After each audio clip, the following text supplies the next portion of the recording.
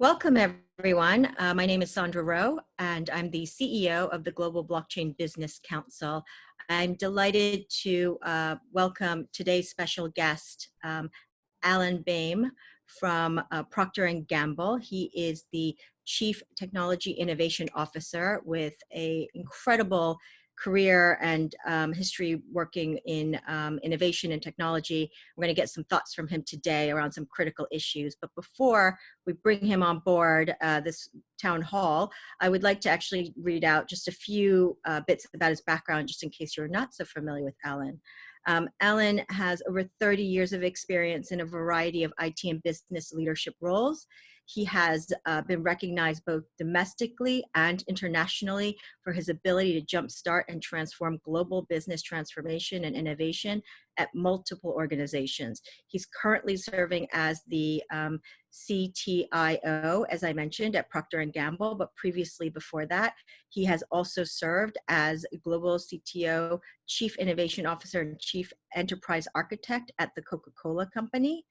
He's also had experience on the financial services side, while he was head of IT strategy and architecture at ING, and has also been Chief Information Officer of Juniper Networks, as well as a number of other blue chip enterprises. So there's no doubt Alan has a wealth of experience, and we're very fortunate to have him here.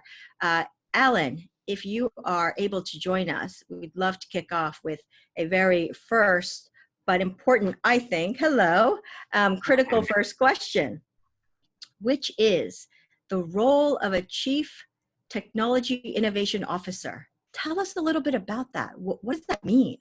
Okay, well, thank you. Thank you for inviting me. I think the role, I'll say, is somewhat newish in how we look at things. I'm always trying to look around the corner a little bit further than what normally do. We very much aligned to business needs, business capabilities, and market needs. But when you start looking at the role that technology is going to play in shaping new business models, in shaping new opportunities, and how that's going to not just transform your business today, but how that's going to transform the business in the future, it's very important to basically be almost part futurist, part trendsetter, and have one foot in the world of pragmatism at the same time. Wow, that must be quite challenging to run something as large as P&G, but also to be thinking ahead.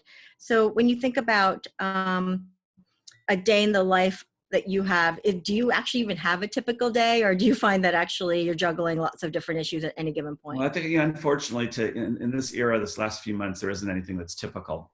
No, there isn't. But I think going forward, I mean, there's one foot in the VC community, one foot in the startup community, one foot in the PE community, one foot in the corporate, the enterprise community. It's almost like being an octopus. You probably have 8 arms and legs, and you're trying to look at everything simultaneously. So you're constantly sourcing information from all these different areas.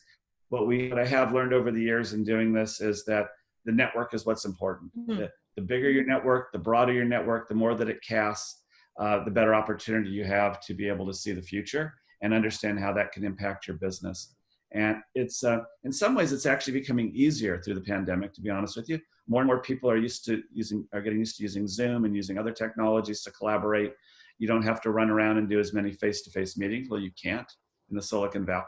Yeah. But by setting it up and just simply following the thing that's always been part of what's made the Silicon Valley work, which is pay it forward, take time to listen, you can easily get into a similar role and bring a lot of value to your company.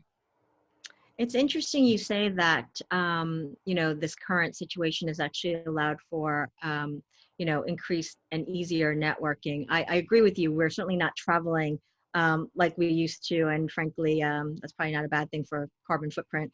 But when you think about how you look at your network, do you find that it's more organic rather than intentional, like I need to go meet with these companies or these startups? Do you find that it's really more of an organic evolution of being led into other networks because you know people and et cetera, et cetera? I think it really is. It's organic and unintentional is really what happens. And that, if you're looking out for the betterment of everybody of society, the betterment of your friends, betterment of others, you're always going to be willing to take a call. And if you take a call, that's part of the pay it forward, then someone else will take a call. I have met more interesting people, from leaders of nations to sports celebrities and sports players, to some of the top tech leaders, both from an engineering aspect as well as leaders of companies and growing companies over my career. And it's the ability to go across these groups. And when you hear them say, especially from a business perspective, you're a friend of the firm, you're a friend of the company, you're a friend of mine, you understand what the power of networking is. And it can only happen if you have an open mind and if you're willing to share your network as well. Absolutely. And as I recall, Alan, I first met you with Tanya, your senior blockchain lead, in company of a sports legend, basketball player, as I recall. Yeah, it was Baron Davis, who Yeah, he and I have stayed in touch and continue to help each other on different things.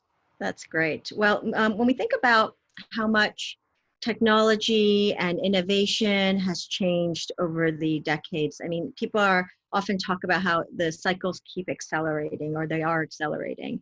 Do you find that to be true? What have you in your career kind of gleaned from all of the technological change we've seen over the last few decades?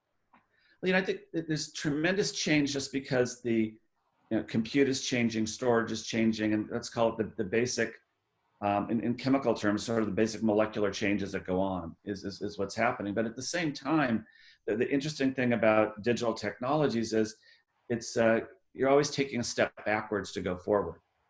And there was a great engineer I met and chief scientist at IBM at one time, Irving Wodolsky-Berger, who put together a document which basically was called Back to the Future. And if you look at a lot of the trends, whether they are around distributed computing, when we originally started off, we were dealing with mainframes and very centralized. We went through distributed to the system 36s and 38s. You ended up in situations with PCs, then you ended up back in these large ERP systems, which were back on-prem, and then we ended up with cloud. Now we're going back, pushing out to the edge, and certainly blockchain plays a big role in this. There's a lot of lessons learned from the past.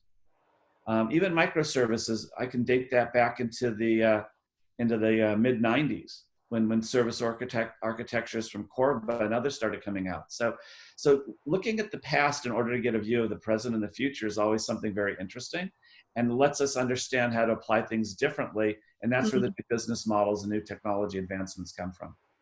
That's an excellent point you raised, that I think sometimes, especially those who come fresh out of school or recent grads who don't have a lot of work experience, they're facing problems where there's been no previous solutions. And I think it's a very valuable lesson to say we actually should look at what we've done in the past to figure out the solutions of today or tomorrow. When we think about how big companies operate, though, I mean, you have a massive organization. How many people are at P&G at the moment? Several 100,000, I would imagine. Yeah. Well, in that number, yes, in that range. That range.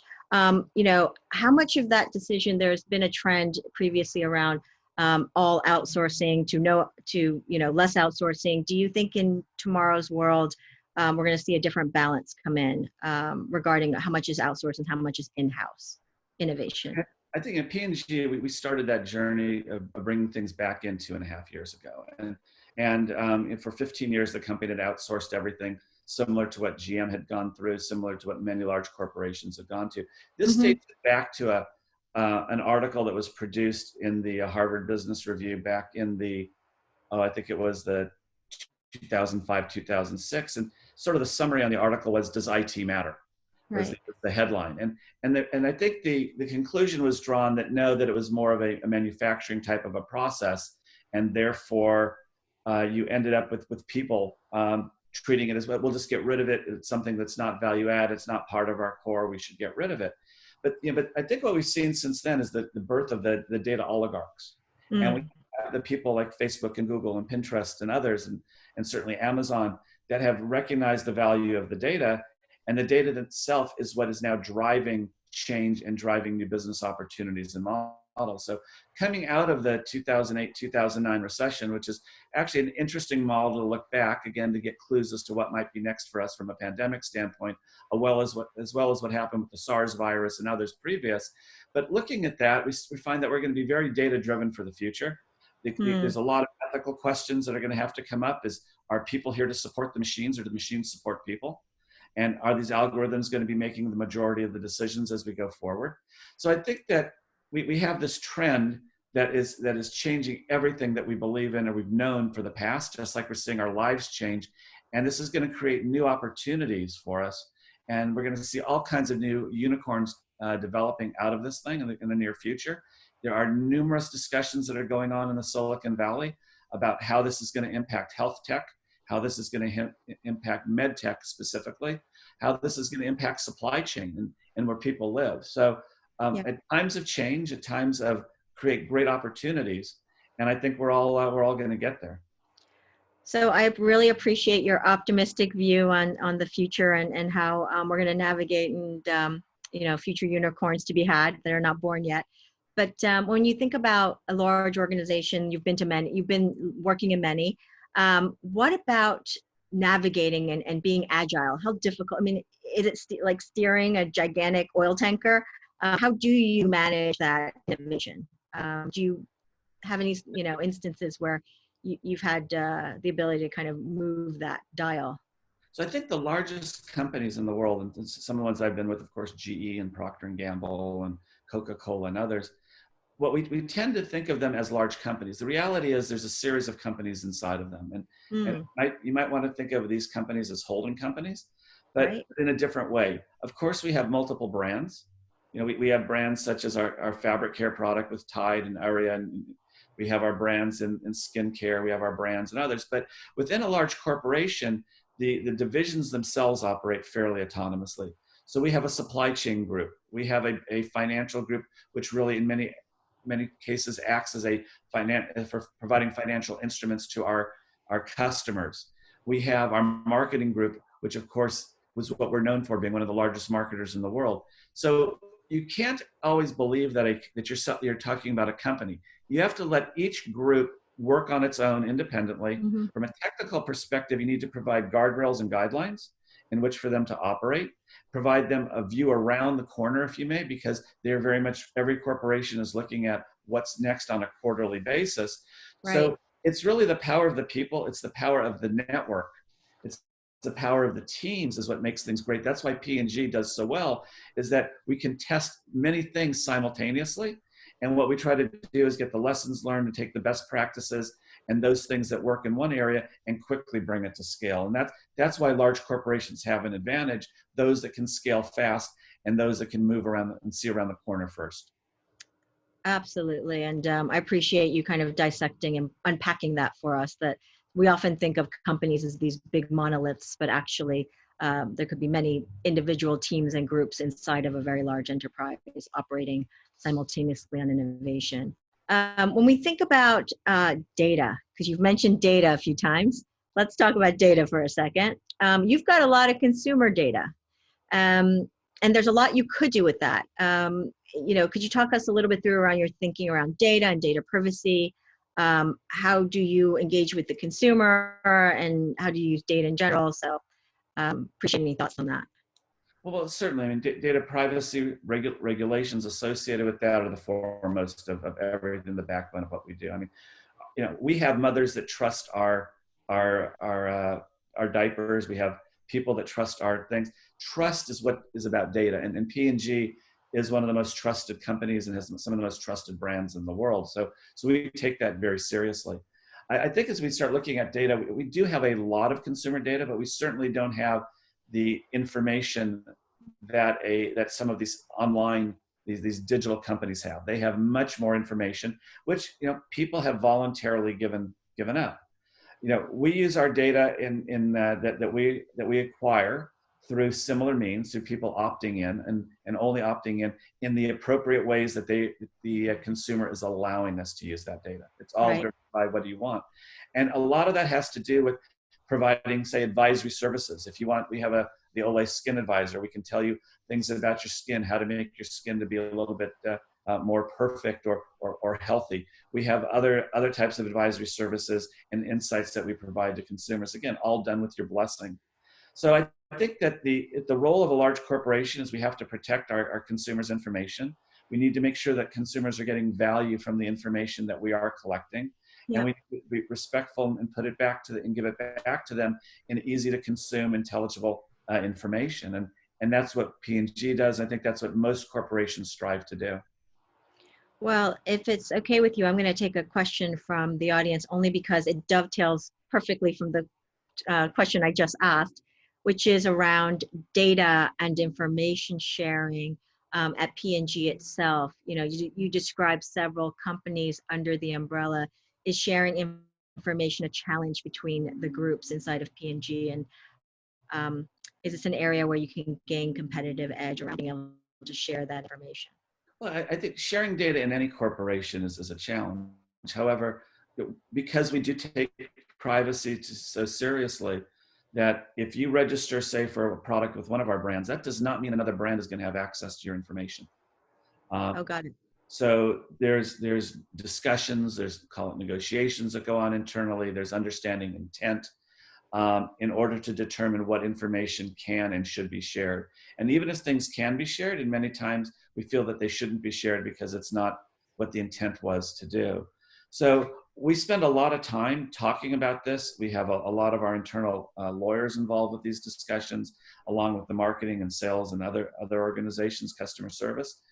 And periodically when we're out doing, like any company, we do a lot of consumer research. Right. And these are all things that we research as well. So data sharing is difficult. Data harmonization is even more difficult. Mm-hmm. And those are things that we are working on, but we are very much a data-driven, analytics-based company, very quantitative in how we approach things. And we can only do that if we respect the information sources and use it appropriately. Great. Well, appreciate that. And absolutely, you've got so many trusted brands. It's critical to maintain that trust. If we can pivot a little bit and think forward about emerging technology and potentially how blockchain might play a role as one of the many emerging technologies out there.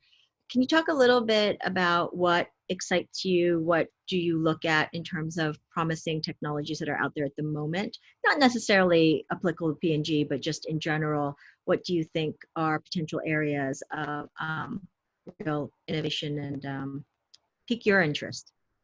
Sure. So I think we're going to be moving more and more towards edge computing. It's been a trend. We have to defeat latency as a society. And even more so now that we're seeing what's happening. The internet has performed wonderfully. And the internet has done everything it was supposed to during this pandemic. And we have seen very few glitches. But we need to push out more and more to the edges, move to more contactless interactions.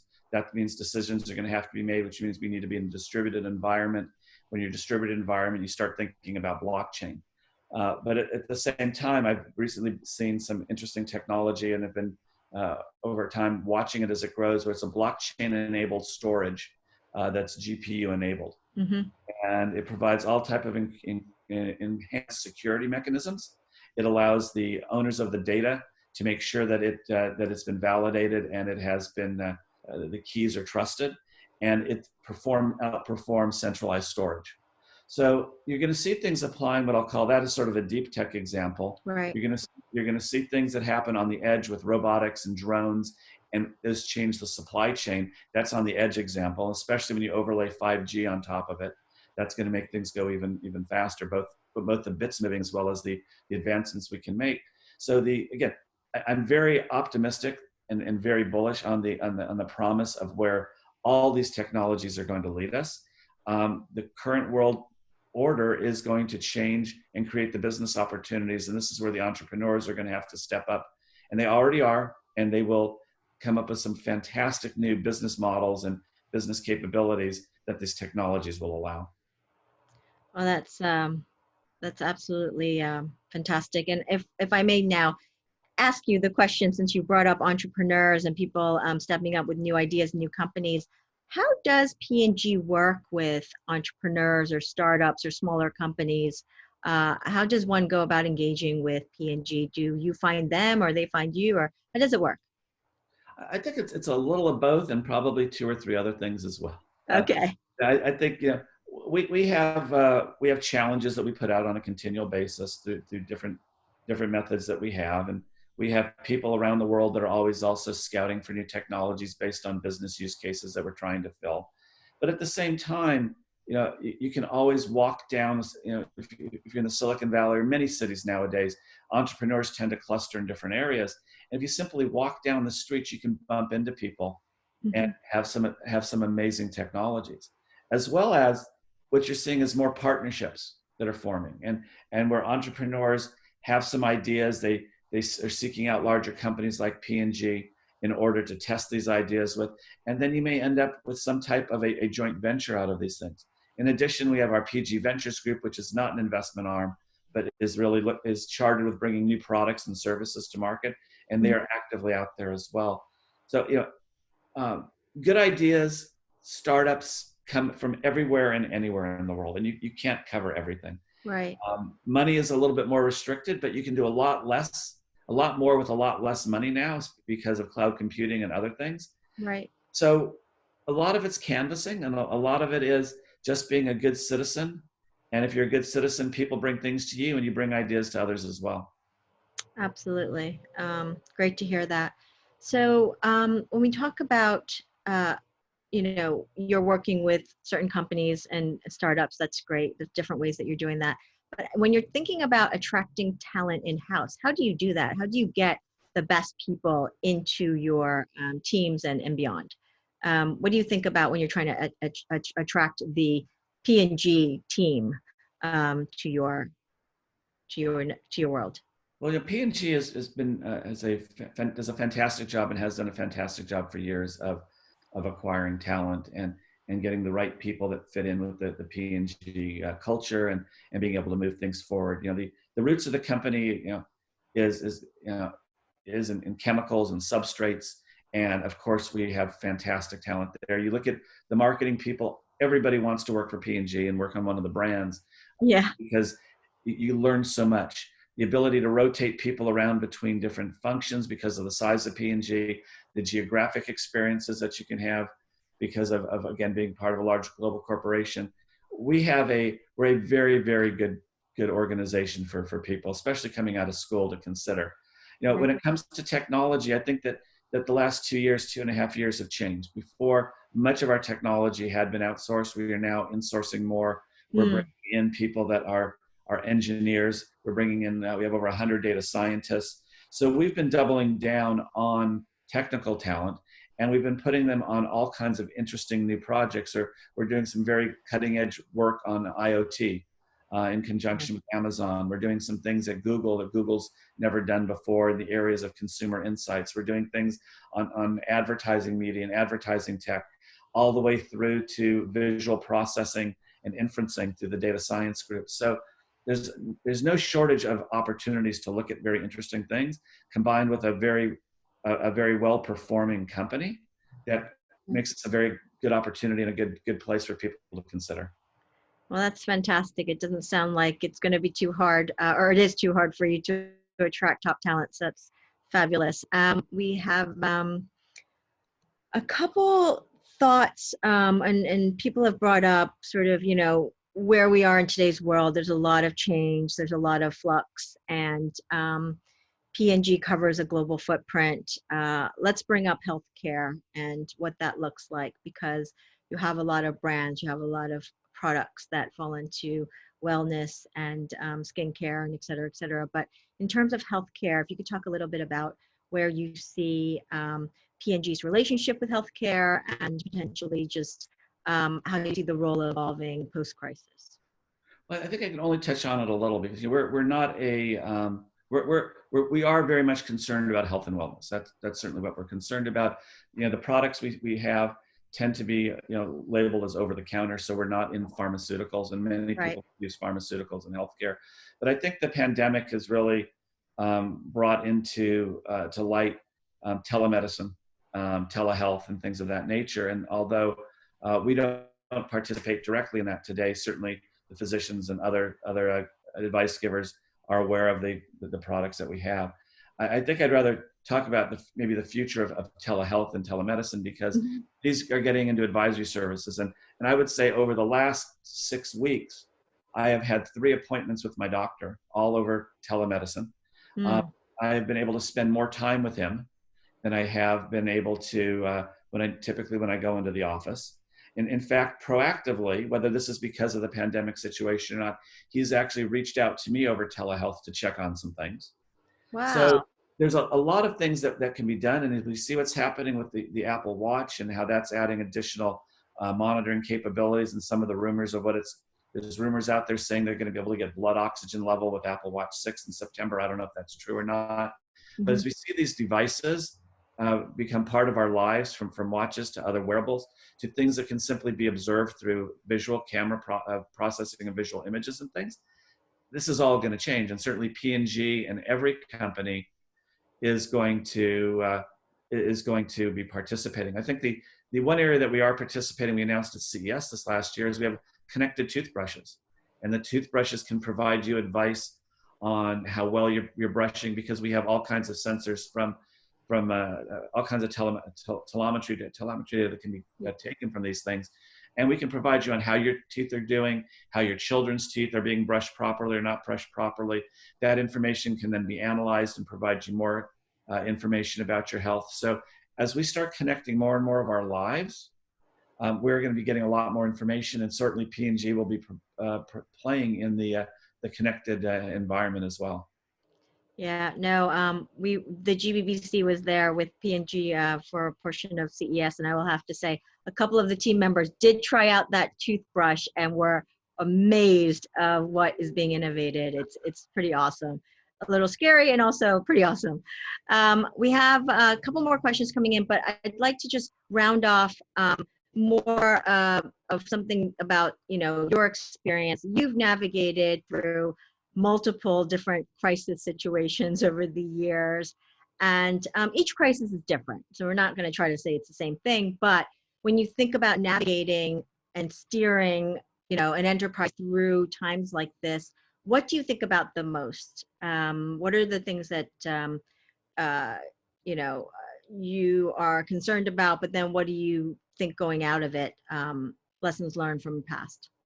I mean, it starts with your people. I mean, if you're a company, you should be concerned about your employees, the contractors. You should be concerned about your consumer. I mean, this is why we're on this planet, is to make it a better place for the next generation. So it starts with people. So once you understand and you can ensure that people are as safe as possible, that you can then start working on productivity.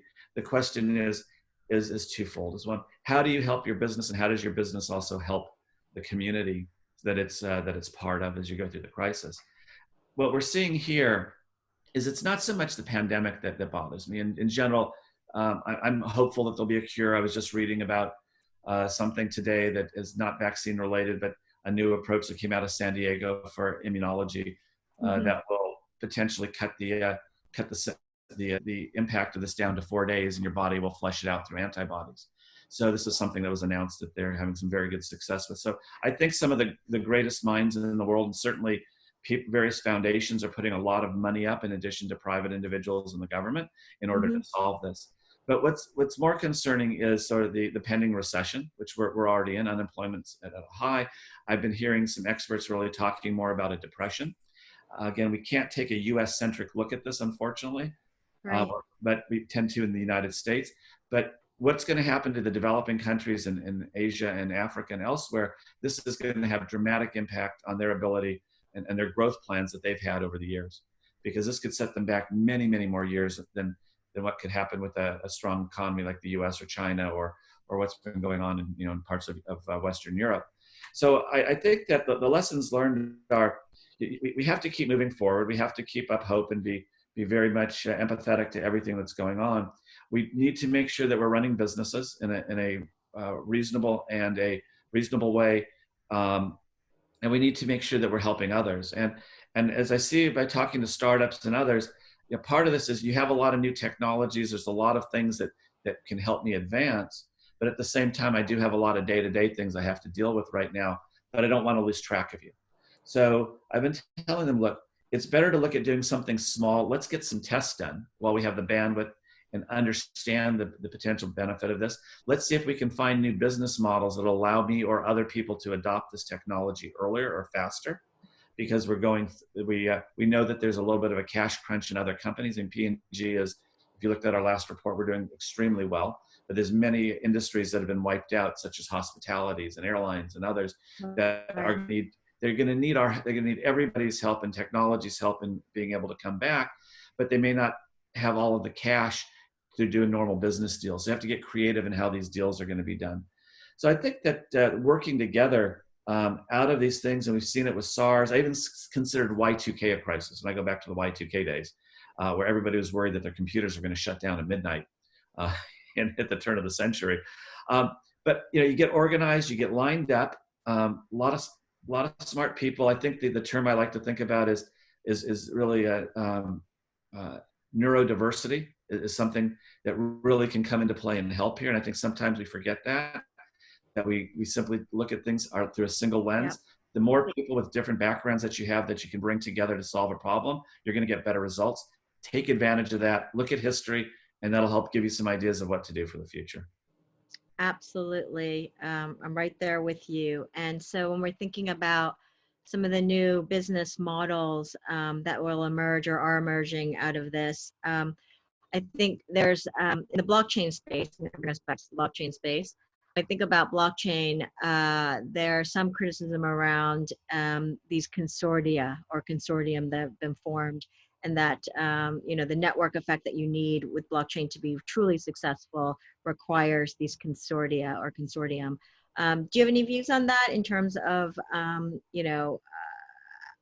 engagement? It sounds like to me P&G already collaborates and partners with many others outside of its boundaries. So it's probably an avid partner. We participate with a lot of different standard bodies. We participate in cooperate with research with universities.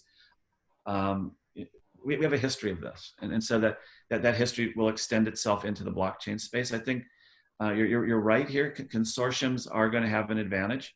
I think we all believe in it. Maybe not everybody, but I believe in open source from a technology perspective, and I believe that open systems do beat closed systems over time. Yep. And you either have to open up the platform entirely, or you have to open up the underlying substrates, if you want to call it, and from a technology perspective, to allow people in. And that's where the creativity and that's where the buy-in and the trust comes from. At the end of the day, this is for blockchain. This is about trust, is how I see it. And the question is, coming out of this pandemic, who are we going to trust? Are we going to be trusting governments? Are we going to be trusting individuals? Are we going to be trusting the traditional tech companies? I don't know. I think that there's something to be said that brands such as P&G and others that you have trusted with various parts of your life for years, as I mentioned earlier, you trust mm-hmm. your child. That's a pretty good starting point to trust. Put that together with the people that manufacture baby formulas, that manufacture other things, you can have a nice consortium here that's really looking out for the interests and the health and wellness of society. Absolutely. And when we go back to some of the previous presentations and the many talks that you've had, you've also mentioned a concept around the best practices trap. Can you expand a little on that? And do you feel like maybe some companies are falling into the similar trap with blockchain? I think there's a little bit of, there's one camp that's sort of, critical enterprise blockchain projects at the moment. And there's another camp that absolutely believes this is the next multi-trillion-dollar, industry in the making. If you could talk a little bit about what you mean by best practices traps. Well, I think that what happens is whenever you go through any new technology, you end up going through a hype cycle. Mm-hmm. And people get excited about what the technology could do. Yeah. And there's always groups of people that hang on to the dream of, well, it's possible to do this, it's possible to do that. And the reality is it can do that, but is it always the best? Is that the best option? Are you trying to force it? As the technology matures and as people become more aware of the technology, technology will automatically find its way into where it's best fit. And I think we're now at that inflection point where there's some very obvious areas where blockchain plays for the future. I think there's some areas where, it could play there, but it may or may not be the best solution, but it could play there. And I still think we have people that are trying to force fit any technology, including blockchain, into some areas. I think Right. as we come out of this pandemic, new opportunities are emerging. We are becoming more of a distributed society. We can see that we no longer go to work, we work where we live.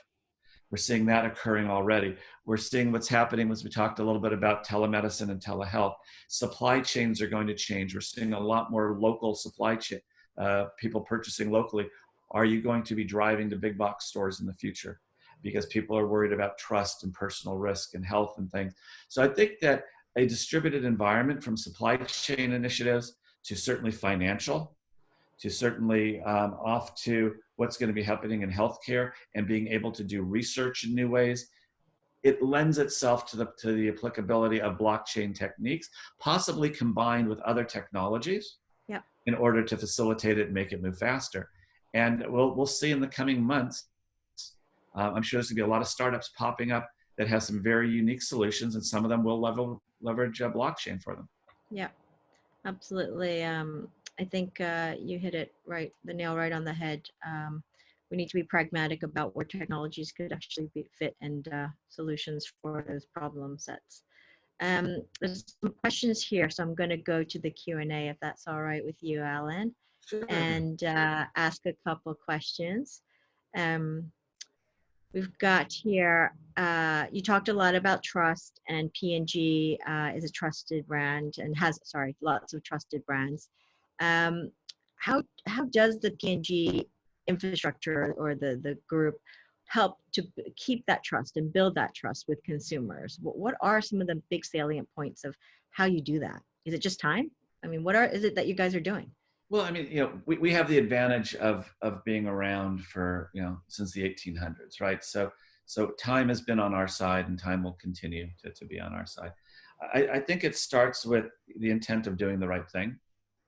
And if you're very intentful about what you do, then you plan to do the right thing for people, for society, for your company, your shareholders, that's always a good starting point. From a technical standpoint, we've been investing in the infrastructure to allow us to do this. So we've spent a lot of money the last few years putting in place new networks, and I'll call it the base infrastructure technologies, in order to allow us to extend our reach, extend our capabilities on a global basis, and really prepare us for the next generation. So when the pandemic hit, we didn't have to worry about not having sufficient bandwidth. We were well prepared, not necessarily for the pandemic, but we were well prepared for the future growth of P&G anyway, and it happened to work with our business continuity plan. I think on the other side, the non-technical side, is that it's part of our core values, and if something's part of our core values, it's top of mind in what you do every day. And from our marketing departments to our supply chain to our factories, this is what we're thinking of. And I think that through that enables us. It has a seat at the table. The topic itself has a seat at the table on what we do with the executive teams. Right. So you have that coming from the top down.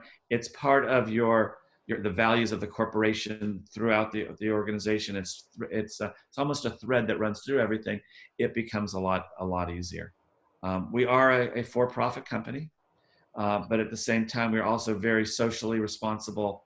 We are also very much promoting sustainability. We're very much involved in trying to give back to the communities and others for the future, because we will be here for many, many years to come. Absolutely. Great corporate citizen. Wish more companies were like that too. And there's a question here regarding what are the biggest shifts to think about, particularly within the context of a consumer products company over the next decade. So innovation inside of a consumer products company, are there special challenges that you need to consider? I think a lot of this has to do with, we've moved through millennials to Gen X to Gen Z and Gen Y, Z, et cetera. We're going through that, and people are changing. So if we look at this, we're seeing people have been willing to give up a lot of their information. That's led to a lot of personalization, which Hmm. has led to more experiences. Excuse me, and the experiences actually start in your home. They don't start when you get to a shop, to a store anymore, and they may never start in a store again. We don't know what's going to happen with the pandemic. So I think that all of these trends of people willing to share information, these trends that we've talked about around being good corporate citizen and sustainability and things of this nature, which are very important to generations, are going to continue to impact us. When I look at it holistically, we have a generation, the millennials, which really grew up without knowing any war. If you start thinking about what's gone on in people's lives, now we have a generation of children that have grown up and are now going to be growing up experiencing a pandemic. And it was the last major pandemic was 100 years ago on a global basis. So all of these things, again, looking back to look to the future, Yep. all of these things are going to change our behaviors and how we get together and how we do things and we interact. Now, vaccine comes in, new antibodies come in, changes things again, but it'll never go back to the way it was. Right. I was talking to one CIO friend at a corporation. It's about 5,000 people. He says they don't believe that they'll ever have 1,000 people, more than 1,000 people back in the office at any given time in the future. Uh, That's astonishing. Yeah. so the personal goods, personal products that you need, the consumer goods that you need, where you purchase them and where you use them are all going to change. Yeah. It's just mind-boggling to think of that. Absolutely.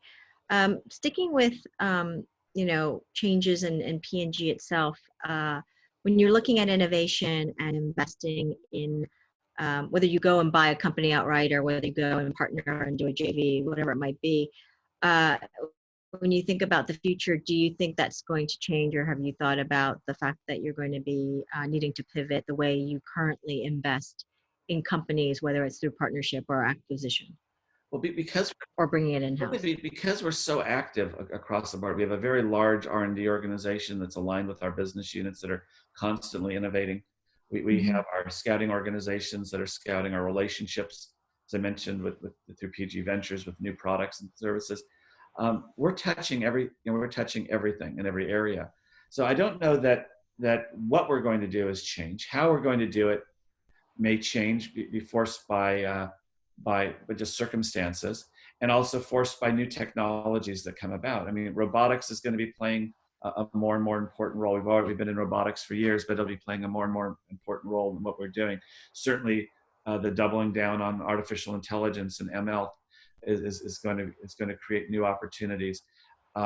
Getting inspirations from other groups that we don't normally get inspirations from, outside of our industry, outside of our space, because it's going to be easy to bleed over. And then just the consumers and consumer demands. I mean, if you think about it, people are, from a cleaning perspective, we're in hygiene, we're washing our hands more, we're involved in doing more laundry, we're cleaning things before they come in the house. Many people are leaving their shoes outside the doors before they come in their houses. All of these consumer behaviors are changing. The question is it a blip, or is this really a new way for all of us going forward? Right. And that will create new product opportunities, both digital as well as informational, and in addition to the chemical-based ones. Great. Well, thank you for that. We have a question here. It's asking for your advice of someone if they're working inside of an innovation team inside of a very large multinational. Do you have any advice for them in terms of how to navigate and innovate inside of a large entity? Well, large entities are always hard, and let's be honest. It's and I think you have to persevere. You have to be you must persevere. You have to be willing not to give up. You have to decide you're really taking on the role of a change agent in many cases, and that takes a different type of individual, a different type of just a mentality about how you do things. You have to always get involved, and you have to build the relationships and keep the relationship strong individually, but you also always have to keep an outside perspective. You have to be willing to disrupt. We have a term, constructive disruption, and we need to go ahead and support that, and we need to move forward with that. So it's really one of navigation. Reach out and build your network, not just inside your company, but outside. Mm-hmm. Be willing to share information. You know, I always say there was something that was put out 10 years ago or more, was sort of talking about the rules of the Silicon Valley. And one of the ones um, that stuck out in my mind was, the person was telling the story. They said, many years ago, back in the 2000s, they had a meeting. It was a VC, and they had a meeting that was set up with this kid out of Harvard named Mark Zuckerberg, and two different VCs. And one VC decided to take the meeting and invest. The other VC said, I don't know who you are. I'm not going to even take the meeting. And I always say, Right. well, look who's going to be happier today from a pure financial return standpoint. Yeah. So I think it's building that network, taking those meetings, listening. It used to be, you get together with somebody for 15 minutes over a cup of coffee. That's great. In this day and age, it's even easier. Just jump on a Zoom call with somebody for 15 minutes. Talk to them, help them out. It may have nothing to do with your company, nothing to do with anything that you're interested in, but pass on that expertise. I had somebody just reach out to me the other day. I have no interest in what their company is doing. It's a little 3-person company, but you know what? I think I can answer some questions and help them, and I'm going to find 10 minutes, and I'll probably learn something new out of that discussion as well. Wow. Wish a lot of other executives were like you. It's pretty amazing and generous. Wow, thanks. I have a question here for you related to digital identity. Is there a role for digital identity at P&G? Um, Digital identity needs to be rethought in general. Mm, It's and again, this is an area where blockchain may be able to play. It certainly is one of those, but it needs to be rethought. I think that we have to deal with device identities. We have to deal with individual identities. We have to deal with role identities at work, role identities at home. We all have multiple identities, or maybe multiple personalities, if we think about it. yeah. And somehow we have to be able to develop, again, I'm going to go back to the word trust, but the relationships. The question is, who vouches for who you are and what your identity is? Yep. I always look at it as there was a startup a number of years ago that was trying to come up with a way to rate people and to develop trust based on the value of the individuals, but as told by third parties. Mm, As I said, you can vouch for yourself, you can have a relative vouch for you, you can have a company vouch for you, but it's really what people say and think about you, which is who you are. And in that case, it takes in things that you do for society, things that you do in your community, things that you do in work in order to get to that identity. I thought it was a great idea. They were trying to gamify it, a platform, in order to make that happen. They tested it in some markets and in certain cities, and actually got some interest. So I think this whole digital identity needs to be rethought on a very, very broad basis and merge in all aspects of our lives, and then we'll have a true identity. yep. There's still a long road to travel on digital identity, but I think there's a growing consensus that it's one of the more critical gateways into how we navigate in a digital economy. There's a question here related to looking at payments, not necessarily central bank digital currency, but you've probably heard the hype around in the blockchain space related to central bank digital currency and stable coins and all of that. Does P&G look at innovation? I would say probably more relevant is on the payment side, using any kind of like token or gamification of payments, whether it's consumer end or on your invoicing side. I don't know. Well, so I mean, I guess the answer is we're looking at things. And the reason I say it that way is that when we had a recent, we're getting ready to launch a new innovation program, and we were trying to figure out what areas we were going to concentrate in. And one of our senior finance executives said, hey, I'd be very interested in having you look at payments and things, and what are the innovations that are coming here that we really need to be aware of, and we should start testing and trialing. So I think every organization, typically finance organizations, tend to be more conservative, which is good for all of us, to be honest with you. But when they start reaching out and start asking for to think differently and to see what's out there, that's a pretty good sign, both from our corporation, but also as other corporations are are looking at these things. Great. And so we've got another question here related to consumer habits. You're getting a lot of these consumer related questions, if you don't mind. But I think people are really interested. What's your view on how consumer habits are going to change in the long term? Will you be, obviously changing your product offering as well? For example, like beauty products and various elements as people change. I would imagine the answer is yes, but maybe thinking through sort of what kind of fundamental. You've alluded to some of this, which is working from home, staying at home, will fundamentally change the products that we buy. But maybe you could add on a few more thoughts on that as consumers. I think we're going to, I mean, the trend certainly had been towards personalization and had been more to these experiences. I think, like everybody, we're trying to understand what the new world's going to look like, and we don't know. We keep talking about the new normal, but I don't think that there is a new normal. I think that what I've been saying is it's the next normal. Yeah. Because there's going to be for a period of time, there will be something that we consider normal, then it's going to change again, then it's going to change again, and eventually we'll settle into something for an extended period of time. But again, through our R&D group, we were always doing a lot of consumer research. We're always doing looking at trends from universities and things from a product side, trying to figure out what we can do. We're watching the trends in the markets very closely all around the world. We see things that are coming out of China that may make its way to the United States, or Europe that make its way to the Middle East. You see these things happening all the time. So P&G is well positioned to do this.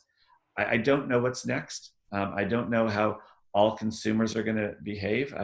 I've been spending a lot of time observing people and talking to people, watching, it's like everybody else is, the opening of certain states and certain cities and what they're going to do, seeing what's been going on in Europe and Germany and Sweden and elsewhere. Yeah.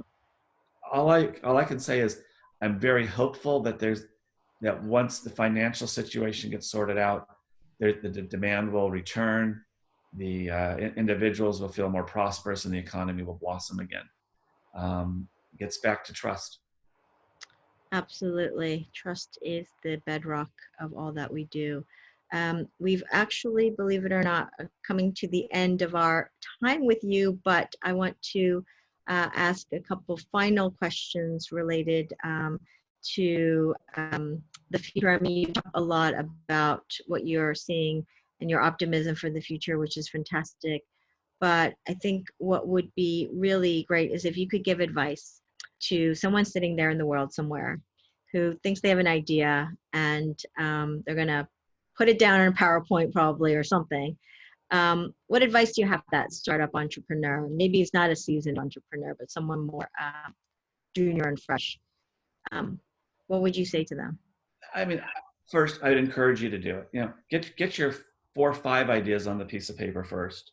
Figure out which one you have most passion about. If you're passionate about it, you have a better chance of succeeding than if it's just an idea because you want to do something.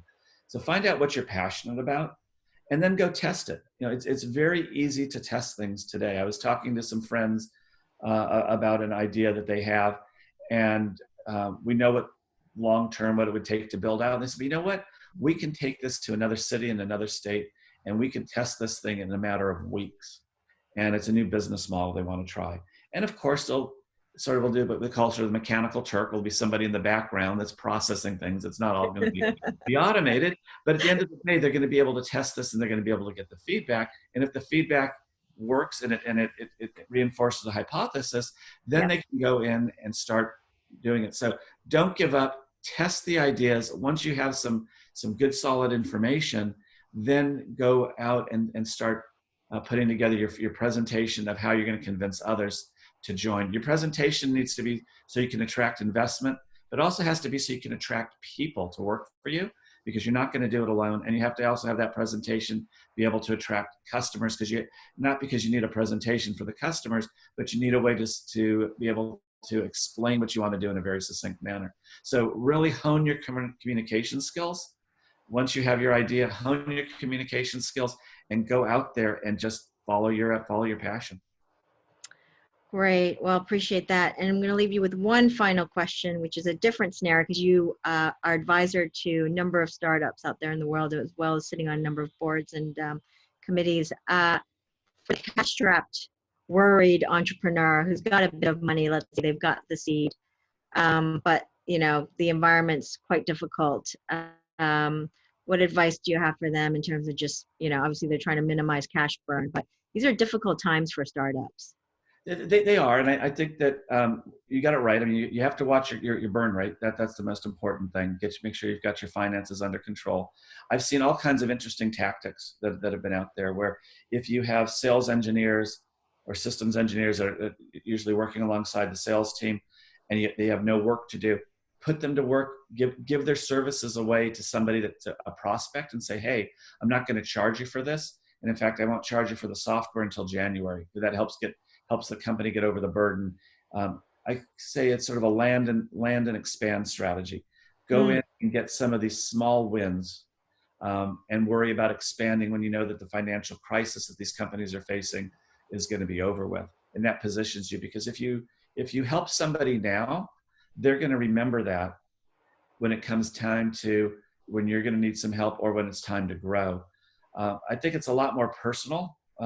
Getting to know people on a personal basis. I'll also pass on a not to do, is that many times corporations, people would call up and cold call a corporation, which is fine because it goes to a switchboard, it goes to an administrative assistant or somebody, and it gets screened along the way to determine is this something of interest, which is good. What I've found out personally is people have gotten my personal cell phone number. And started calling me not once, but twice or more times, trying to sell me things. And all that does is it gets me very upset. I'm a human. I need time for myself. And if you get my business phone, that's one thing. But if you somehow get my personal phone, don't start selling. You should probably check and see what numbers you have in your CRM system. You should check and see what relationships you have. Yeah. And I've been hearing, so that's one of my pet peeves. The other thing that I'm hearing that people should be cognizant of is, yes, we're all concerned about each other's families and friends and the crisis. Don't overplay that. If you know me personally, it's sincere that you're asking. And I'm not saying it's not sincere if you don't know me, but some people, I've seen more email leads in talking about the crisis and hope your family as well. And by the way, I can sell you this that will fix this problem. Yeah. Let's step back from it and realize what relationships you have with people, and start addressing things appropriately and addressing people appropriately. Well, I am right there with you. I appreciate the do's and the don'ts, because I've definitely encountered a few emails myself with a little bit of a quizzical, really appropriate. Thank you so much, Alan, for the time. Our hour, believe it or not, is up. We've been so privileged to have you and get your insights. Thank you so much for your time. Really appreciate it. And now I'm going to hand over to Joshua to lead us out.